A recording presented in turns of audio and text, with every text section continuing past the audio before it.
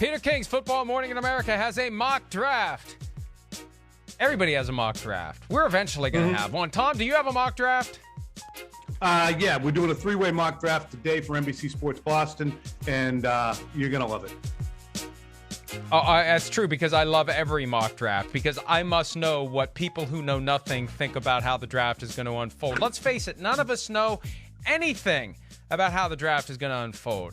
And it becomes basically this machine, this monster that just keeps growing and feeding on itself. And, you know, once Mel Kiper's is out there and others are out there, they just kind of morph. And, yeah, and it's so hard to get a real feel for what's going to happen, because no one should be telling anyone the truth. No one who's in a position to exercise any authority whatsoever over any draft picks that are made should be telling anyone the truth about which way the wind is actually blowing, because there are strong strategic reasons to not just keep your cards close to the vest, but lie about what those cards are, because you want to find a way. There's two ways to get the guys you want. Either trade up or you hope they fall to you. And I think there's a lot of effort by smart general managers and coaches to say things to media to get them to construct mock drafts a certain way, push certain rumors aimed at allowing those teams to get the guys they want. And when it works, they never do a victory lap, because they want to do it again next year too. 100% correct. There is so much benefit to having intel and info out there that you're feeding to a hungry media who otherwise at this time has nothing to talk about except for the draft. We don't have passing camp yet. We don't have mini camps. We have a few guys that we get on Zoom interviews or in person perhaps after a practice that we can generate some content from, but it's the draft. We need new things. We need things to talk about. And pearls, nuggets, and droppings are what we can make a day out of. And really, in the end, folks, we all understand it.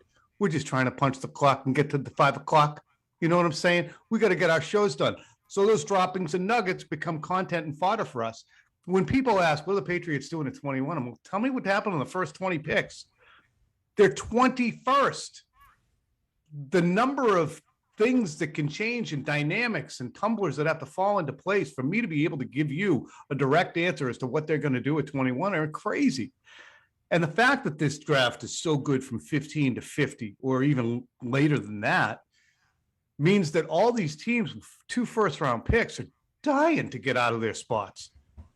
They're dying to move back because they could know that they can still get a talented player later and add picks. So this draft, more than any, is unmockable, Michael.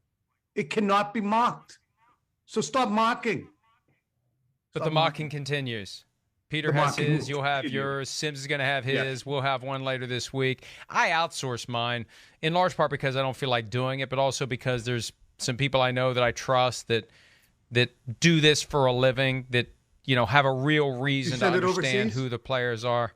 Yes, I do. Yes. And then I post the whole thing, and I used to tinker with it. Now I just don't even care, because no matter what you do, someone's going to say it's the worst mock draft they've ever seen in their entire life, and I'll just agree to that. It is. This is the worst mock draft you'll ever see, but here it is. We've checked the box. We've given you something to talk about, and you're right. People want something to talk about. We need things to talk about. It all comes together, and everybody's got a mock draft. Peter has the Jaguars going for Trayvon Walker with the number 1 overall pick, and I mentioned this earlier. Peter believes that there's going to be a surprise for Jacksonville. Everyone thinks it's Aiden Hutchinson, the Michigan pass rusher, that is the odds-on pick. And if you look at the various sports books out there where you can bet on all sorts of different propositions, whether it's first player taken, you can bet on second player taken, third player taken, fourth player taken, over-under on number of quarterbacks in round 1, when the first running back goes, anything. It's amazing. It's amazing the things on which you can wager, and you can make real money doing it if you have a little inside information. That's a different topic altogether, but there's a real value to have inside information when you're talking about draft picks that aren't games that are played. You go play a game and anything 100%. Can happen. When it's draft picks, people know what they're going to do. You get access to what people know they're going to do, what they're actually going to do, you have a huge advantage. So I say that because... that's why I laugh. Well, the Gatorade color bet, I mean, you know how many people know in advance what color the Gatorade is going to be? Or what color sweatshirt Bill Belichick is going to wear on the sideline? People know that stuff. I don't. But there's enough people who can call a friend and say, do something for me, will you? Boom. And I don't think the NFL right. does anything to regulate that and won't until there's a major scandal involving the mishandling of inside information. And then they'll act like, oh, we had no idea this was ever going to be a problem. And they'll suspend somebody 4 games and overdo it and scare everyone straight and hope that no one ever does it again. All right, so anyway, there's some buzz that Evan Neal is going to be the guy. And that would be a surprise. As I mentioned earlier, like FanDuel's got 25-1 odds, PointsBet 20-1. I think DraftKings is at 16-1, and I think those numbers are going to move now that this idea is getting out there that it could be Evan Neal, that they could be looking tackle, and they could be doing something completely unexpected, but we just don't know. And because no one wants to trade up, talked about that earlier too, no one has fallen in love with any one guy they must have. They're fine to stay where they are, keep their draft capital, don't give up draft picks to move up. Jaguars are going to have to make that pick, so we'll see how that plays out, Tom. But you got to be ready for anything. This draft, really, and this isn't part of the hype machine. This is the truth. I'm ready for anything with every pick that's made. Yeah, and in some ways that's fun. I think for every franchise and fan base that wants to see something hatched, or why didn't they do something? But it's also, I would imagine, somewhat disconcerting for teams in the 15s, 16s, 17s, 18s, 19s on down. They have to be extremely fluid, extremely malleable to doing whatever they do. You look at the Patriots last year. They needed a quarterback. They were entering the 2021 season with Cam Newton under contract, having been signed as a free agent. Cam Newton was under contract before their free agent spending spree. They needed a quarterback to bring in Hunter Henry and Jonnu Smith and Nelson Aguilar.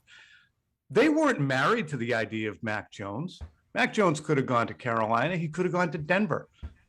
The New Orleans Saints could have cobbled together some kind of an offer to get ahead of the Patriots. Patriots sat there at 15 and waited, and they got the best quarterback in the 2021 season at the 15th overall pick without even breaking a sweat. And that, to me, is one of the interesting things about this draft. That pick came to them, and God bless them, they pulled the trigger and made the right decision when it got there. But did they know Mac Jones was going to be that much better, or was Mac Jones that much better, as we talked about earlier, because of where he was? If Trevor Lawrence was in New England, would he have had the same season as Mac Jones, or better, or worse? So there is so much to say about where guys go and what the decisions that enter into the teams ahead of you. Like, what would the Patriots have done if Carolina was about to take Mac Jones and did, or Denver, or New Orleans jumped ahead of them? It changes everything when those trades and decisions get made. Last year, it was quarterback right out of the gates. 3 picks, 3 quarterbacks. This year, PointsBet has the over-under for quarterbacks in the entire round at 2.5. And Malik Willis is the favorite, the Liberty quarterback, to be the first quarterback picked, minus 145. That means you got to bet $145 to win 100. There's an odd quirk that I noticed yesterday. He's the favorite to be the first quarterback picked, even though Peter King doesn't have him going at all in round 1 in his mock draft. Peter's 2 quarterbacks are Kenny Pickett at 20 and Matt Corral at 32. No Malik Willis. But Willis is the favorite to be the first guy taken over Kenny Pickett. And at the various spots, if you look throughout round 1, Willis is favored over Pickett to be selected in that selection, in that specific slot, other than 6 to the Panthers. Right. The Panthers, there's the one spot where Pickett is the favorite at plus 175. And now maybe that's because Matt Rule recruited Kenny Pickett to Tulane Temple. Starts with a T, close enough. Ends with an E, starts with a T. Tulane Temple, they know who we mean. But I don't know why that's the case. And I don't know what kind of information this is based on. Again, inside information makes the world go round. The sports books need it to set the right odds. The bettors need it to beat the odds and get good value. But somebody at PointsBet knows something, because Malik Willis is the favorite to be taken at every spot except 6. That's where Pickett jumps Willis. Yeah, sometimes I wonder how much the sports books really know, or if they're trying to entice money on both sides and they put it out there. Yes, it's an informed and educated guess on each of these things, but I don't know how well, it's also a reflection. It's a reflection of the action. You're right. The odds are a reflection of the action. And so if we're getting too heavy one way, we got to shift it so we try to even it out, because ultimately we want it 50-50, and then we always make money if the the handle is equal on each side. Right. So what does the public want to see, I think, is a big something that enters into bookmaking in the first place. How are we going to put this line? Where do we want to put it? Well, how are we going to get it so that New England, which is clearly a worse team right now than, say, Miami or whatever. I'm not saying that. But how are we going to do it? People love to bet New England. New England, the perception is this, so we have to put New England at -2 so we don't take an absolute bath on Miami if Miami wins outright, whatever. So, when the quarterback conversation is entered into, there are so many cautionary tales. And again, it's environment. You have pissed away, Jacksonville, a season of Trevor Lawrence. Not only have you pissed it away, but now there's a year to undo. Damage has to be undone. And the calluses and scar tissue, I guarantee you, when Trevor Lawrence writes his post-NFL book, he'll talk about how difficult that first year was under Urban Meyer and the difficulty in trying to gain a culture that was professional.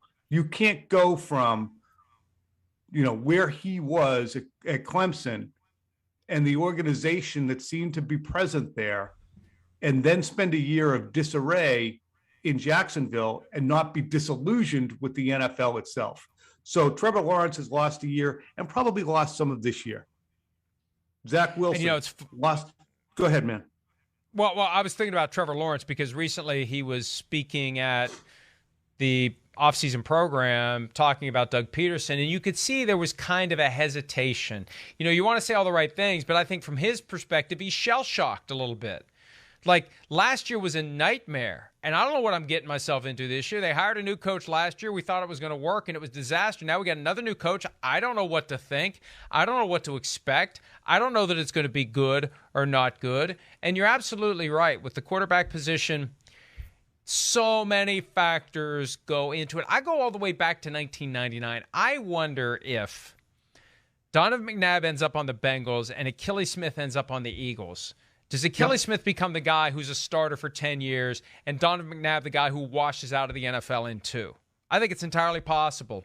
You put Smith with Andy Reid in that laboratory, that football laboratory with that offense and everything Reid could do to coach up a quarterback to be better than he otherwise was, and you throw McNabb into the wilderness of Cincinnati with no real guidance and no real coaching and no real structure, it's entirely possible that the careers would have been flipped between the two guys.